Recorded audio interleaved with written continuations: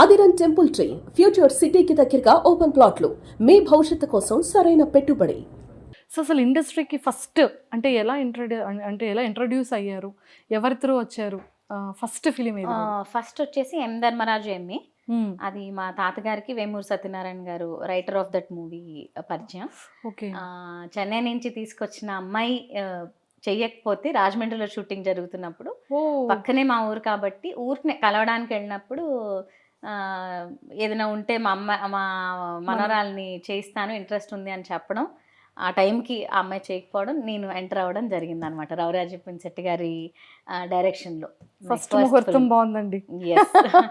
ఎం Dharmaraju MA very big hit అనమాట. అంటే commercial hit కాదు కానీ మోహన్ బాబు గారి యాక్టింగ్ ఒక బార్ సెట్ చేసిన ఫిలిం అది. అసలు సూపర్. ఆయన యాక్టింగ్ చాలా బాగుంటుంది టిల్ డేట్. కానీ చాలా ఫిలిం చేశారు. 7 బృందావన్ కాలనీ అండ్ బొమ్మరిల్లు. అసలు బొమ్మరిల్లు అయితే ఇప్పటికీ కూడా ఎంతో మందికి ఫ్యాన్స్ అసలు కదా.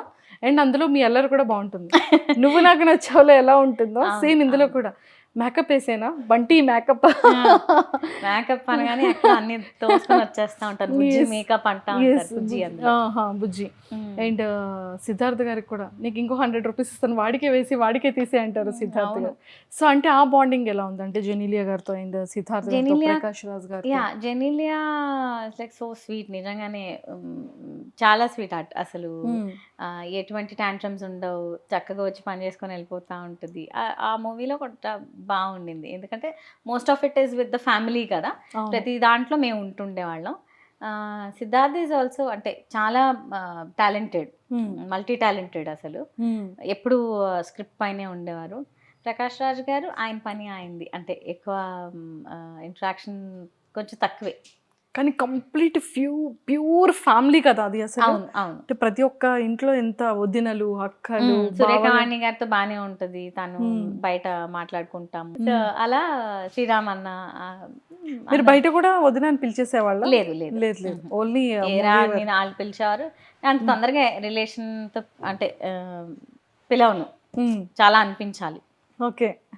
అక్క అక్క అనేది ఇంకా కామన్. ఇప్పుడు రజిత అక్క అంటాము, సురేఖ అక్క, లేదంటే ప్రవీణ్ అక్క, ఇలా అక్క ఇంకా గారు అనే బదులు ఇంకొంచెం దగ్గర రెస్పెక్ట్ అలా వస్తుంది. సూపర్ అండి. నిజంగా 7 బృందావన్ కాలనీ కూడా సూపర్ డూపర్ హిట్ ఫిలిం అసలు కదా. ఎంతో మంది యూత్ అందరికి కూడా బాగా ఇష్టమైన. కానీ ఆ సినిమాలో నేను అని చెప్పాలి, ఎందుకంటే అప్పటి వరకు చాలా చబ్బీగా ఉన్న అమ్మాయిని కావాలని ఆ సినిమా కోసం రోజు 1 గంట ఎండ్లో నిల్చోబెట్టేవారు. ఆ ట్యాన్ అవ్వాలి, ఇంత తెల్లగా ఉంటే పనికిరాదు. ఆయన హీస్ వెరీ వెరీ పర్టికులర్ అనమాట సెల్వరాఘవ్ గారు. నువ్వు ఏం చేస్తావో తెలీదు, అది middle class, lower middle class family కదా, సో ఇంత తెల్లగా ఉండి ఇంత చబ్బీగా ఉంటే కుదరదు. సో నువ్వు అంటే నల్లగా అవ్వాలి, సన్నబడాలి. రోజుకు ఒక యాపిల్, ఒక చపాతీ ఇచ్చేవారు. సో వెంటనే ఇప్పుడు బిగ్ బాస్ నుంచి బయటకు వచ్చేటప్పటికి ఎలా అయిందో అలా అయింది. అంటే ఒక్కొక్క సినిమాకి ఒక్కొక్క స్పెషల్ ఎక్స్పీరియన్స్, అంటే డిపెండింగ్ అపాన్ ద డైరెక్టర్ ఎలా ఉన్నా తీసుకుంటే మనం ఏం చేయలేం. He was very particular. ఇలా నేను చెయ్యాలి అని అంటే గనక ఇలానే ఉండాలి, నేను తీసుకోవాలంటే సినిమాకి అని చెప్పారు.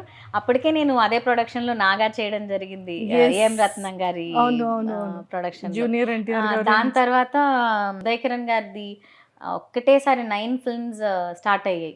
దాంట్లో 5 ఫిల్మ్స్ కి నేను సిస్టర్. ఉదయ్ కిరణ్ గారికి ఏంటంటే ఫిలిమ్స్ అవి మధ్యలో ఆగిపోయాయి కదా, అంటే ఆ ఇష్యూ తర్వాత ఆగిపోయాయి. సో అప్పుడు 9 మూవీస్ ఆయన సైన్ చేస్తే అందులో 5 మూవీస్ నేను సైన్ చేశాను.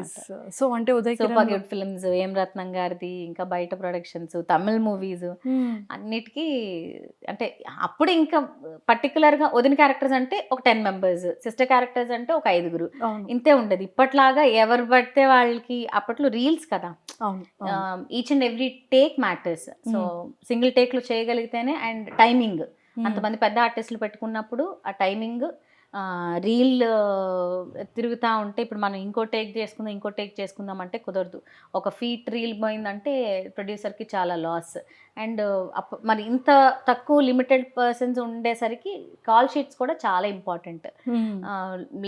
లేట్ చేసి ఎక్కువ టేక్స్ తీసుకుంటే టైం పోతుంది, షెడ్యూల్ ఇబ్బంది పడతారనమాట. అందుకనే వెరీ పర్టికులర్ ఉండేవాళ్ళు. ఇప్పుడు డిజిటలైజ్ అయ్యాక చాలా ఈజీ అయిపోయింది. అవును.